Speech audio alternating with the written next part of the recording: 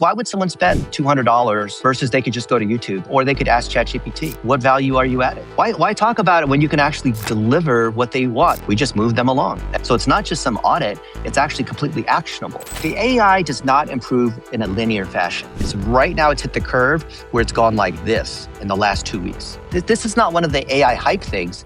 Welcome, Dennis. I'm super excited to have you on the podcast today. You've been speaking at and driving the direction of events for quite a while now. Can you tell the listeners a little bit about your background?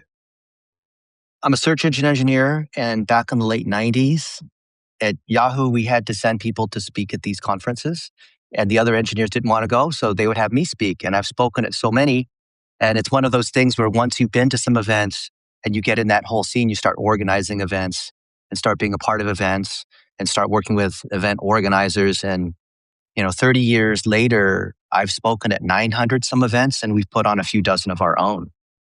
Wow, that's amazing. Yeah, and you're tell me a little bit about the local. I'm so sorry, spacing it. Local spotlight. Local service spotlight. It's so funny because like local spotlight's taken, like all the good domain names are taken, but.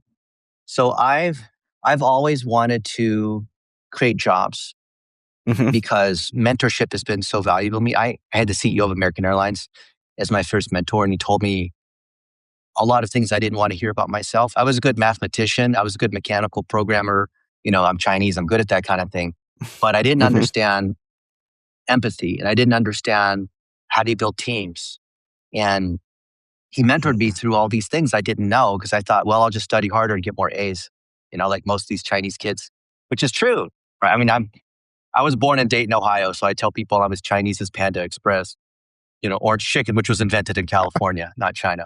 But yes. I learned about mentorship, and I wanted to do the same thing that Al Casey did for me.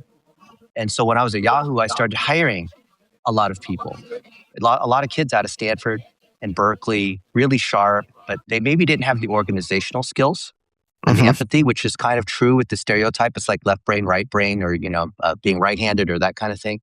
And I found that when we could teach people how to unlock both sides, because most people tend to be more like introverted or extroverted, or they're more like sales and relationship oriented versus like good at like accounting or whatever it might be, then we could create powerhouses, like our friend who created the socks and built a company, which, your daughter and you have the pair of socks. And I thought, how do we scale that even more? And like we've made money doing e-com and doing software, and where you need a super genius to be able to win in that area. And everyone looks at the Elon Musks of the world, but those are all 1 out of 1. But local, there are 1.5 million plumbers and roofers and landscapers and real estate agents and whatnot. And those guys all need help. Like you look in your city, every random restaurant or bookkeeper or, pest control guy, like whatever business, like I'm here at Cocoon, this is a oxygen therapy spa. And I just had, 2 oxygen baths. Or this restaurant here across the street, their marketing is terrible. They're all terrible.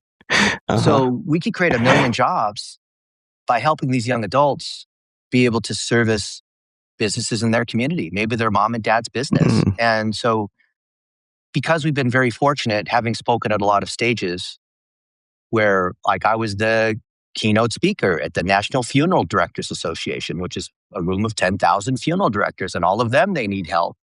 Or, Tommy Mello, A1 Garage, he's a billionaire. He's got, 170 locations. Now he's the #1 garage door guy. Like all of his locations and all of those guys need help. The idea of local is that's if you want to create jobs. I'm not a genius. This just sort of came to me because mentors told me this. Then let's create lots and lots of jobs to serve people in those industries. Because if you can do it for 1 real estate agent, you can do it for 1,000 real estate agents because it's the same business, just differing by geography. And then the way that fits in the events business is that all of these associations and industries have conferences. So yesterday, I was with Zach, who runs NAMM, which is the National Association of Music Manufacturers. That's the big conference for the music stores and the music instruments and those guys. And I was the keynote speaker there teaching the entire marketing summit, the whole track. That's And, amazing. we're teaching a room full of these folks these mom and pop stores where they're selling musical instruments and selling guitar lessons, right? There's several in every city, and their marketing sucks. And meanwhile, like these kids that are working inside these musical instrument places, because they're working for like $12 an hour or whatever it is. And if someone comes in, they want to buy a guitar for Johnny for Christmas, right? And they're there in a retail sort of scenario. What if that person could also learn digital marketing and AI and they could do more? When the store wasn't busy, they could work on the marketing for the store because they're right there in the store. They can take pictures. They can, make videos about, check out, we have this new Fender guitar and, whatever it might be. And so this has Yes. created a huge crop of entrepreneurship because, the young adults are sort of, what's the word? They hate on the university system. They boo Steve Jobs at the graduation. But this Yes. is their ability to be influencers, to use AI, to help Mhm. old people like you and me, get things going, to leverage their natural affinity with video and social media and learning tools, just like learning languages. And we see this explosion of events, of workshops, of training. We're working with a number of universities where our curriculum on how to use AI is being put in their old curriculum, which is great. Wow. And so the idea of a conference and a university and a workshop in the last 2 months, because of what's happened with AI, is all blended together because now it's all about getting the result. Yep. Yeah, it's definitely all merging. Like I showed you, I was at a M&A conference in Denver, which is a DealCon. Tom Shipley runs that one. Uh-huh. And it's a room full of high-profile entrepreneurs that are buying other businesses, right? And they've lined up the capital, they know the strategy, they have the money, like all that kind of stuff. And instead of giving the typical talk I would have given last year at the conference, I instead said, I've scored every one of you guys because Tom gave me the list of all the people in the room. And I scored based on what your strengths are, where your online reputation is, what you say that you do versus what I can find credibly you do and what the credibility gap is and what we need to do to be able to fix that. Here's other companies, because this is DealCon. This is you're an HVAC guy, right? You fix air conditioners and you want to buy 10 more air conditioning companies and grow that way. Here are the other targets of companies that meet your profile that you could talk to. I already did all the work and scored everyone in the room and everyone's jaw was on the floor. So you could call that a conference, call it a workshop, call it whatever. But what we did was instead of talk about it, we actually did the work. And I think that's creating the wow in the whole event space. Why talk about it when you can actually deliver what they want? The reason they came to the conference is, in this case, was they wanted to buy and sell other companies. We just moved them along. And then we gave them the agents. I gave you the link so you could see all of it. We gave them the agents that were designed specifically for them to be able to implement for their business based on the plan and strategy we created for them. So it's not just some audit, it's actually completely actionable. That's And so we would do killer. that event. Like I was in Azerbaijan 3 days ago, which I didn't even know was a country. And I met with their president, and we were doing the same thing at the Global Media Forum, helping implement for all the journalists that were there. 2 weeks ago, I was at Wichita State University, teaching the students there and faculty and other businesses that were there. And, that was an event plus a workshop, right? You have the standard event schedule where you have the different sessions and whatnot. And then the next day was a hands-on, open up your laptop event. And I find that's just going gangbusters, at least from what I see. Oh, yeah. No, I think you're absolutely correct. Because people want to learn, they want to figure out how to use AI, and you're providing that. So that's really Well, it's not amazing. just learning. I mean, you can watch YouTube to learn, but why True. would somebody spend $40,000 to come to a mastermind like a DealCon? Or I'm not sure what the Wichita one was, like $200 to come to the thing. Like, why would someone spend $200 versus they could just go to YouTube or they could ask ChatGPT? What value are you adding? If I'm the organizer, I have to answer that question. Oh, because we have this celebrity who's going to be the keynote. Yeah, but what is Magic Johnson, who's a basketball player? What does he have to do with that? How is that relevant? Yes, he's famous. Yeah, he's a keynote. He's probably paid $50,000 to come talk about whatever. Yeah, but what does that have to do with what my goals are? Right. He's not going to help close that next deal for you. I mean, I get it. You want to bring someone famous. Like I spoke at the Marketo Summit and they brought Hillary Clinton, right? Mm. And the amount of security they had for her. Like she came in with all the security. She spoke for like 45 minutes and then Secret Service took her out. Like she didn't even stay to shake hands or like you paid all that money and say Hillary Clinton is speaking at the Marketo Summit. Yeah, but what does that have to do with marketing automation? Hillary Clinton doesn't know crap about marketing automation software. Right. She was just paid a lot of money to come in and talk about, I mean, she gave a compelling talk, but it had nothing to do with the industry. What did you talk about at Marketo? I talked about how we did marketing automation for Nike, for Quiznos. I showed, and instead of me doing the talking, I introduced it. But then I quickly brought on other young adults that actually ran the ads, that actually filmed the content, that could talk about the performance reporting. I brought on Jason Miller, who ran digital marketing for Marketo. And rather than me as a vendor, because they hired us as an agency, because John Miller's a friend, Jason Miller and John Miller, they're not related, but they're two people that ran their marketing. I had them, like, what do you think is more powerful, Timothy? Me saying, hey, we're the number 2 lead gen source for Marketo and growing their business. And we're spending millions of dollars on Facebook and Google ads. And we did a really good job. And here's our exact documentation on how to do it, which you can use in your business if you're doing lead gen. Okay, that's path A. Path B is, and now here's Jason Miller, who runs digital marketing at Marketo. And he's going to log in to the ads account and show you exactly how he did everything. Versus me, the vendor. Yeah. No, you'd want to know what they were doing, see it inside the account. Yeah, for sure. And they're logging in, right? So I'm bringing in Daniel Brusilowski, who runs new technology at the Golden State Warriors.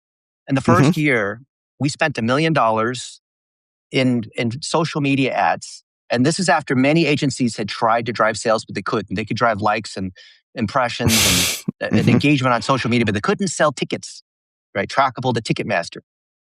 And in our first year, we spent $1 million and drove $38 million in provable sales with Ticketmaster. And instead of me saying, hey, the future of social media is being real and like whatever kind of stuff Gary Vaynerchuk and them say. But instead, I said, let me show you the exact playbook on how we did it for the Golden State Warriors. And now to walk you through it is Daniel Brusilowski, who runs technology and special projects for the Golden State Warriors. And then he logs in and starts going through all of it in detail. Not me. He did it. And then he didn't want to do it initially because he's like, oh, I don't know, speaking on stage in front of thousands of people in a stadium where Richard Branson was the keynote the year before. So when the organizers, they said, hey, would you like to come speak at our thing in Norway? Norway? Shoot, I'd love to go to Norway. Yeah, and Richard Branson was the one who keynoted in the stadium.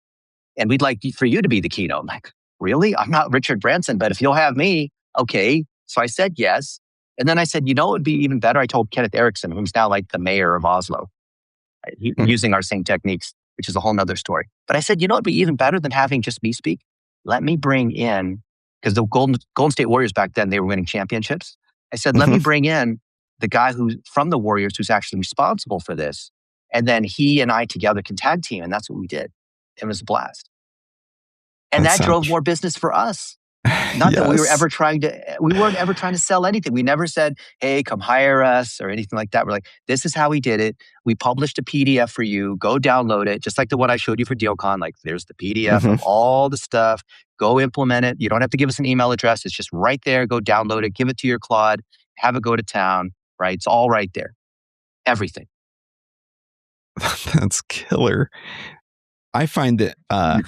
So we'll go to an event, capture it, but then the event doesn't do anything with it. They just, at best, it gets uploaded to YouTube. What I love about you is, or they stumble across it at best. Yeah. And there's a whole goldmine of content sitting on YouTube for that client. But what I love about you is that you do something with that and you turn it into... Yeah. I want people to take action. I'm not there because I want to see myself speak on stage and, oh, look, I'm speaking in front of a lot of people. Look how important I am. No, I'm there like a surgeon in the emergency room, and I'm trying to heal as many patients as possible. If you come in bleeding from the neck, I want to save you. I want to help you Whether you have money or not, I want to help you. And so I think this is like where event organizers and me, because I'm an event organizer and a speaker, but I don't want to organize events because you lose like a year of your life every time you do that. But I view it as these people are giving us 2 or 3 days of their life. They're not here just like hang out in Las Vegas or, because they always hold them in places like Orlando or Disneyland or whatever, because, people, they do the other stuff when they go to that city. But I want to see them actually achieve the goal and what their intent is. I want to see them grow their business. I want to see them solve their problems. So, okay, all this time that we spend organizing the session tracks, right? And all the stuff that's being recorded, and maybe you live stream it too, and maybe there's all the stuff that happens before and during the event, and everyone's busy, and the organizers don't get any sleep because that's what happens, because you're trying to do everything and random problems happen, right? Right. Okay, and then what happens the day after the conference? You basically hibernate for like 3 days because you're so tired. You try to make up for the sleep. To which I say, wait a minute, you've captured all that footage. There's all the things that happen on social media because people are taking pictures with each other with the badge. Obviously, you're supposed to remove the badge before you take the picture because then it's obvious you were at the conference, right? But all that stuff is there. You could take it and repurpose it. You could turn it into articles on the organization or the conference website. Usually it's an organization that's putting on the conference or whatever. So there's many places you can post the content. You could put the highlights in your newsletter. You could turn it into a skills.md file so that anyone who's using ChatGPT or Claude, if people didn't want to watch all the sessions, they can just download the skill files. Just like in the Matrix, you can plug the thing into the back of your head and now you can fly the Apache helicopter. Now, like, I'm surprised. I haven't seen any conference organizers, except for the ones that we work with, take all that recorded footage and turn it into skill files that their AI agents can now implement. So a lot of folks of the conferences I go to, they're not able to attend every session.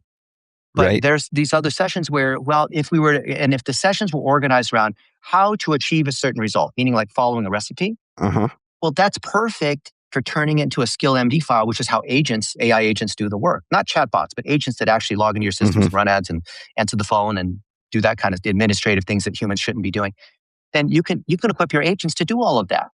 And now we've got agents that are going through, like, we have these conferences where maybe we've been there the last 6 or 7 years, and we could, like DigimarCon, and we've grabbed all the previous sessions.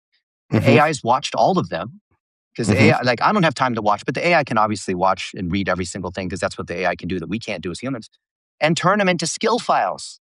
And then it's almost like, well, why even go to I was talking to the conference organizer, Aaron, who owns DigimarCon, and he was saying like, well, why would you want to do that? Because then people don't want to come to the conference because then they can just download all the skill files. And yes. And then once they start implementing the skill files, they realize there's a lot of, now that I've gotten a taste of, like at Costco, you try the little thing, the little laser toothpick, you try the thing, and then then it causes you to buy the whole bag of chicken nuggets or whatever it is. It's the same thing. They taste your skill files. They watch some of the snippets on YouTube. It's like watching a trailer for the movie, right? That then causes them to want to see the actual movie because they saw the trailer, because they tried to sample on the toothpick. Now, you're not going to say, you can't just like move by your shopping cart, and you don't want to be rude to the old lady who assembled a whole tray of samples. So of course you're like, oh, okay, I'm going to buy a box of the cookies. And that's what happens with conferences. That's how you get people to the conference, by actually giving them a taste of the thing, right? If it's good, people will want to come to it, right? Right. I mean, sports has proved that. Attendance didn't fall when they started broadcasting it. It increased it. Yeah. So my original mentor, who was the CEO of American Airlines, he was old, Al Casey. I think he was in his 70s. And he told me, Dennis, the internet is the future. You should come build a website for American Airlines. And this was before there was the internet. This was like, maybe there wasn't even AOL. Like there was like CompuServe and Prodigy, and only a few people were able to dial up and go to the internet. So I told him, because I built a lot of websites, because that was like my thing when I was 20. I built all these websites. I said, yeah, but if people can now use 1-800-conferencecall.com, and if people can start, people don't need to travel, these business things. And if I can see the pictures from Rome and the Vatican and all that kind of stuff, like we don't need to fly there anymore. It's like, no, it's the exact opposite. People are going to want to meet more. They're going to want to travel more. And so I tell the conference organizers who are like, oh, all the sessions, all that stuff's proprietary. If I give it away, then people won't want to come next year. No. It's the other way around. Yeah, absolutely. how can we help conferences? How can we tap into the kids you're training to help conferences create the skill files and repurpose their content and do stuff like that?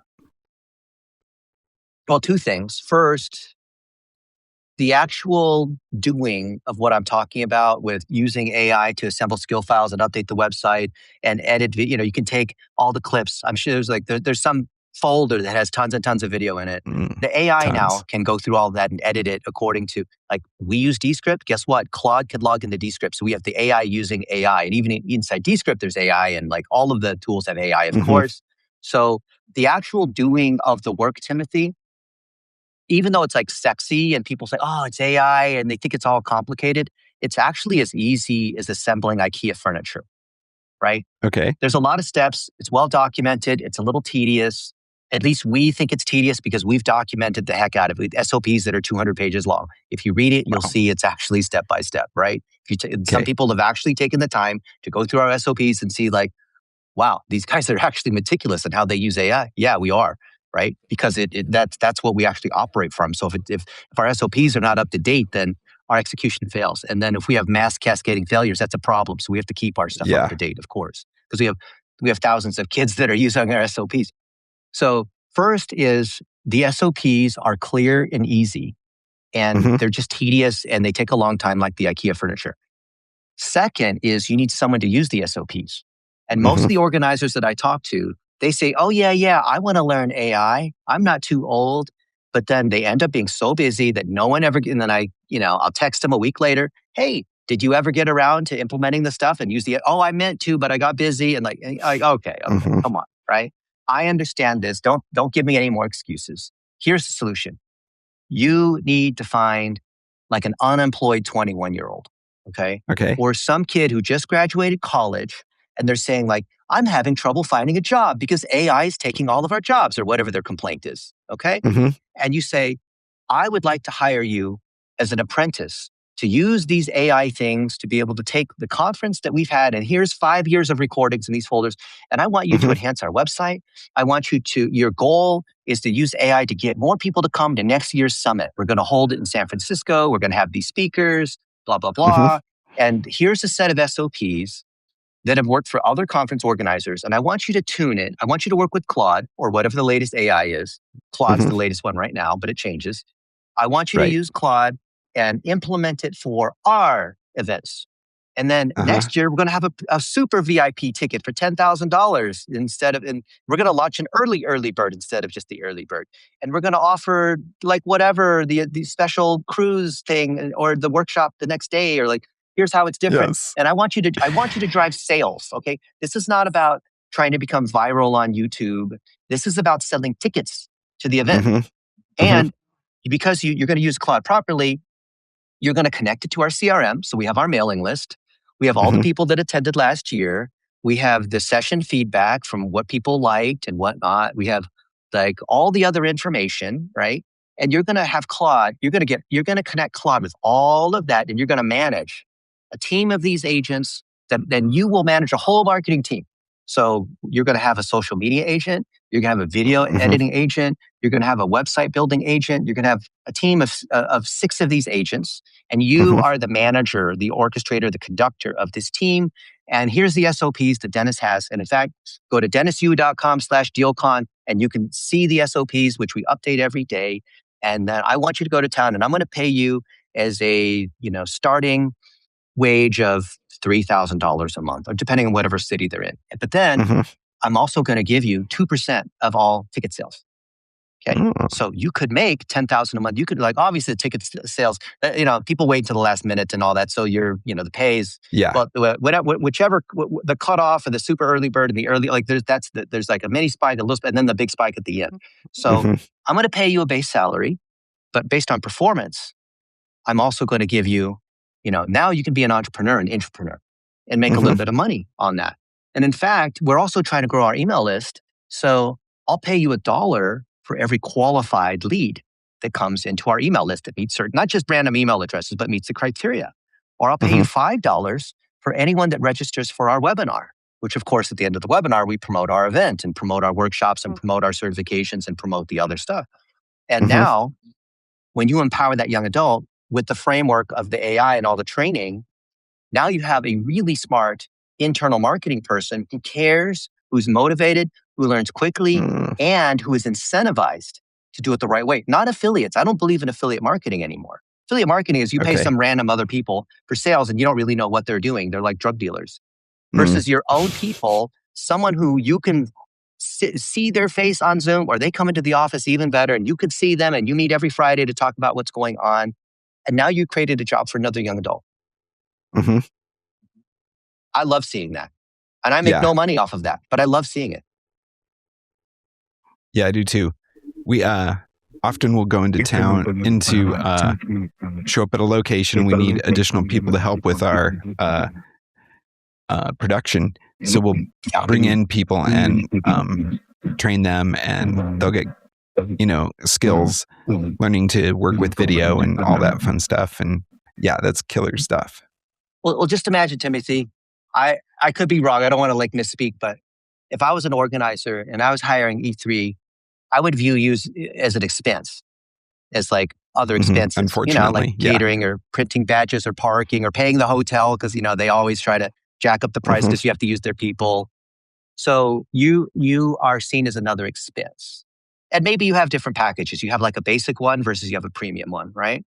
Well, if I was you, I'd say, look, there's a lot of people you could hire to do the AV and live streaming. And there's a lot of people who you could argue who has better equipment or uses better software or who's cheaper or whatever. That I think that's a commodity approach because that assumes all these other guys are kind of the same thing. Just almost pretty much the same thing. Well, what if, because we understand the core mission of that particular conference, because most AV people, they're so gearheads. They don't even understand what the sessions are about. They don't understand the audience. They don't understand relationship stuff because they love their technical gear. They're locked into their process and how they want to set up the mics and the whatever. That they just don't really care. They're just mechanically operating the thing, but they just mechanically mindlessly operate the same process from event to event. Right. Kind of like the ones that are unionized to do that at the big event. Yes. I don't want to say the names. There's a couple companies, who they are, right? And they overcharge and they do a terrible job. But what if you said, hey, I'm not just an expense line because of the stuff that we're doing. And yes, of course, we could put it on the web and put it on YouTube and more people could see it theoretically, but we're going to see it all the way through. And then we also want to tie in with your registration system for next year. So, and your marketing programs so that, because if we can see that, then we can actually show the ROI of repurposing the content. So the fact that, yes, you have more video and it's shown in multiple places, yes, theoretically that makes sense. Right. But what if we can prove it? Yeah. And then what if we use agents? AI agents can do everything now, right? They've gotten ridiculously capable in the last month. Then we employ our team of agents to do all that kind of stuff. And then we don't even charge extra. We're just going to include that as part of our package. So it's not a value add. It's actually, we should be a profit center for you because it engages you. Because most people who run an event, everything happens around those 2 or 3 days. And then there's just nothing in between the other 360 days of the year. What if we were able to create engagement in between so that we built this, the pilot light's always on instead of things off. And based on the latest topic, or we have a new speaker, or, people are building relationships with the speakers or whatnot, then it's of course I've got to come to the event because now I've been watching the YouTubes from this guy for the last few months. I feel I know them now. I want to see them in person, which is the whole point of the event, to see that person in person. In person, yes. Yeah. And the organizers do a terrible job because once the event is over, they're okay, let's prepare for next year. And then then the stuff is already in the attic. All the previous content is just lost now. But that's gold. Yeah, right. And I love that idea. And AI can pull that off in a cost-effective way? 2 months ago, no. Wow. As of the last 2 weeks, because of, I don't want to go into all the latest things like Kimi K3 and those and whatever, but let's just basically say the AI has gotten, the AI does not improve in a linear fashion.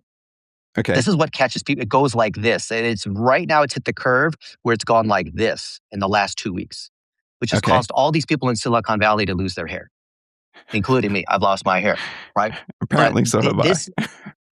You and me both. But Timothy, this is not one of the AI hype things. This is a, why don't you taste it? Like we can spend half an hour. We spend half an hour talking about it. We can spend half an hour actually doing it, actually implement it. And then if you like it, for a couple of these organizations, scale it out. And then it creates more jobs for these young adults, which is what I want to see. Absolutely. I retired 20 years ago. I'm doing this because I'm explicitly telling you, I'm overtly telling you my agenda.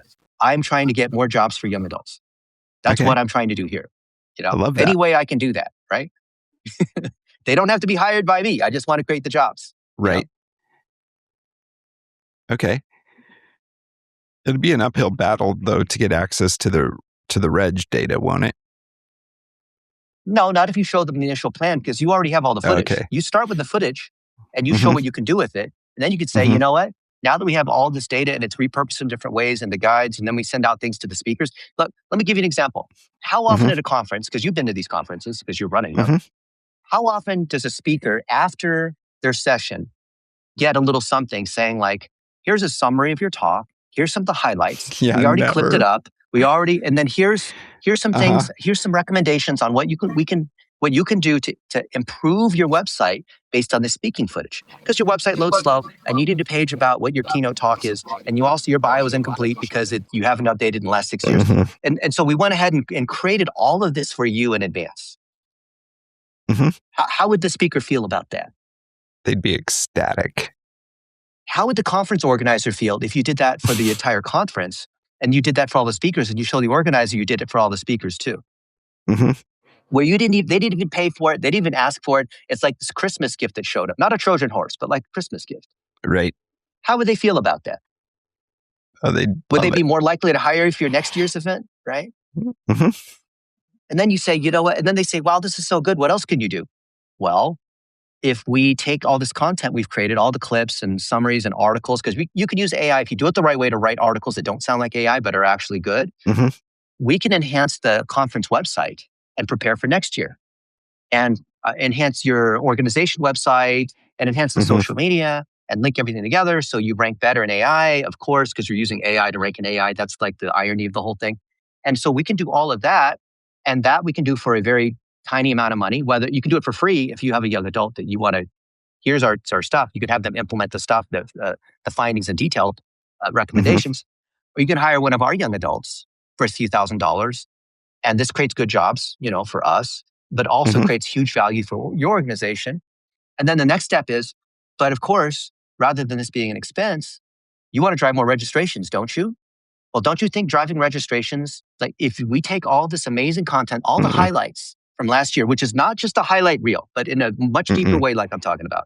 Yeah. If we take all that kind of stuff and then we run some very lightweight ads on LinkedIn and on YouTube that are for conversion ads. So maybe they say the goal of is we need to get registrations for under $200. Okay. Then let us go to town and see how many, we're going to run ads and see how many registrations we can drive for under $2 or whatever the number is that's profitable for them.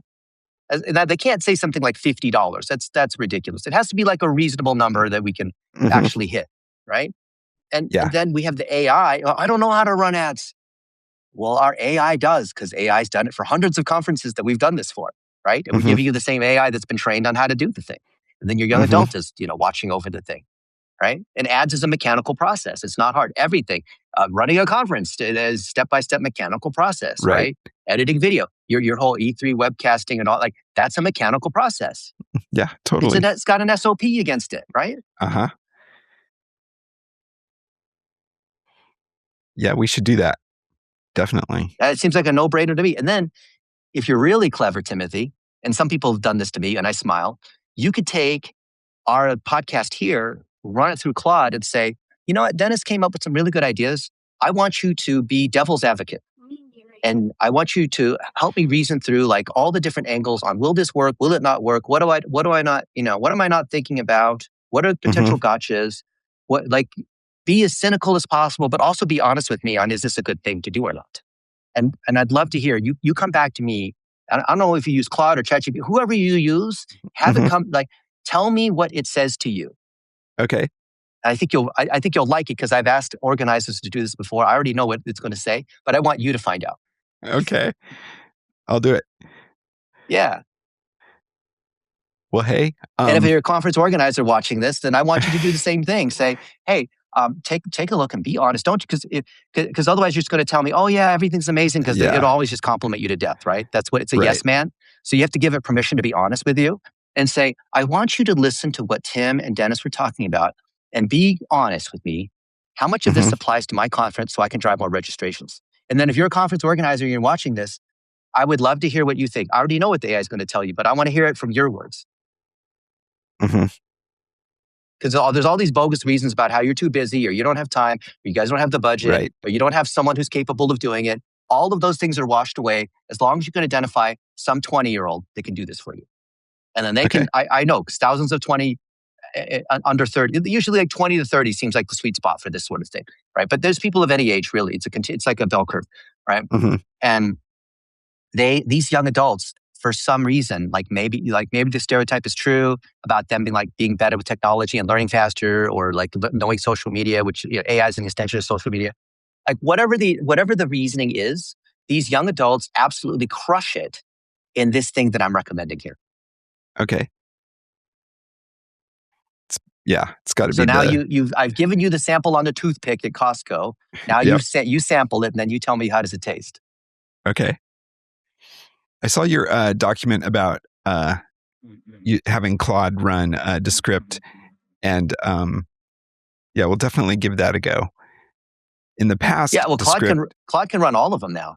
Yeah, Descript just launched an MCP 2 weeks ago, and I met the Descript folks at CES, the big consumer electronics show in Vegas, and I interviewed them about what they are doing to be agentic. And they are ahead of this curve. It's even on my YouTube channel, where I'm in the face of the engineers at Descript and the product people at Descript on what they're doing. And I even complained at them about, because we've used them since the very beginning when Andrew Mason built it just for audio podcasting. And I've been the biggest complainer, but also the biggest advocate of their tool.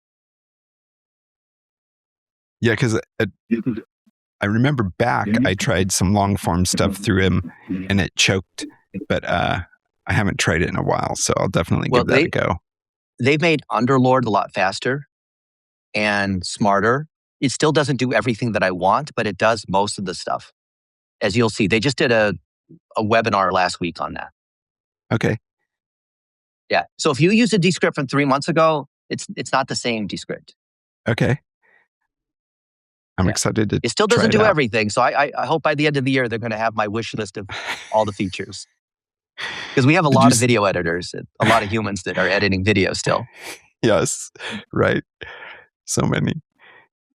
Well, hey, I don't want to take up more of your time, and I'm sure you've got things to do, and I'm super grateful for this opportunity to chat with you. So, hey, awesome, Timothy. I'm going to go sample some Descript and some Claude, and we'll get back to you. Let me jump in. The water's warm. Let me know what you think. All right. Thank you.